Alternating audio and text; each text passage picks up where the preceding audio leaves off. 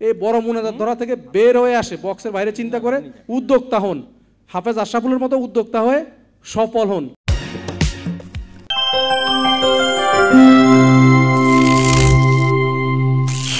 কোনো একটা think out of the box, খুব বেশি ভুল না বললে সিজন 4 হবে মেবি।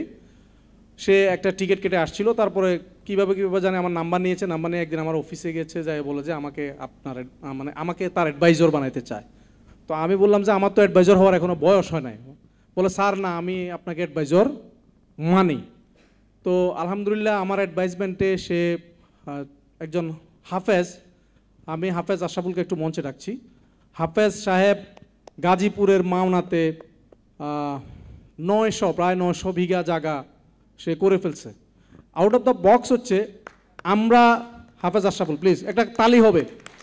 তো উনি হাফেজ মানুষ, ছোট মানুষ, এই মানুষটা আউট অফ দ্য বক্স চিন্তা করছে। আমার কাছে খুবই ভালো লাগছে। এখানে কওমি অনেক আলেম আছেন, আমি কওমি আলেমদের সাথে কখনো কথা বলার সুযোগ হলে একটা কথা বলি যে আপনারা কওমি আলেমরা কখনোই বক্সের বাইরে বের হতে পারেন নাই।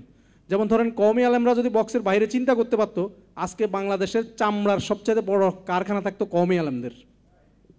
যে কারণে কোরবানির সময় দেখেন আমরা সবাই কিন্তু চামড়াটা লিল্লা বোর্ডিংয়ে দিয়ে দিচ্ছি, তাই না? দাম হয় 50 টাকা, 100 টাকা, 150 টাকা। ওনারা কিন্তু এই চামড়া নিয়ে 10 টাকা লাভে আবার বিক্রি করে দেয়। সিন্ডিকেট কিন্তু ভাঙতে পারে নাই। যে জুতাটা পরছি আমি 5000 টাকা দাম, ট্রাস্ট মি। কিন্তু চামড়া কয় টাকার চামড়া গেছে এখানে? তারপরে আমাদের দেশে চামড়া থাকার পরেও এই হুজুররা বক্সের বাইরে চিন্তা না করার কারণে আজকে চামড়া শিল্প ধ্বংস। হুজুরদের একটা মাথায় ঢুকে যায় যে আমি দ্বীনি ইলমের খেদমত করব, মাদ্রাসা মসজিদ মক্তব এর বাইরে আর কোনো চিন্তা করার সুযোগ নাই। তো আমি হুজুরদেরকে অনুরোধ করবো, বিশেষ করে কওমি আলেম যারা রয়েছেন, আপনারা হাফেজ আশরাফুলের মতো আউট অফ দ্য বক্স চিন্তা করেন।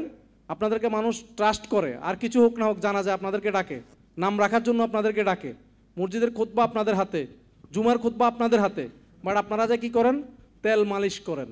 এই কথাগুলো শুনতে খুব খারাপ লাগে। মসজিদের সভাপতি সাহেবের নামে বড় বড় মুনাজাত ধরেন, এই বড় মুনাজাত ধরা থেকে বের হয়ে আসে, বক্সের বাইরে চিন্তা করে উদ্যোক্তা হন, হাফেজ আশরাফুলের মতো উদ্যোক্তা হয়ে সফল হন।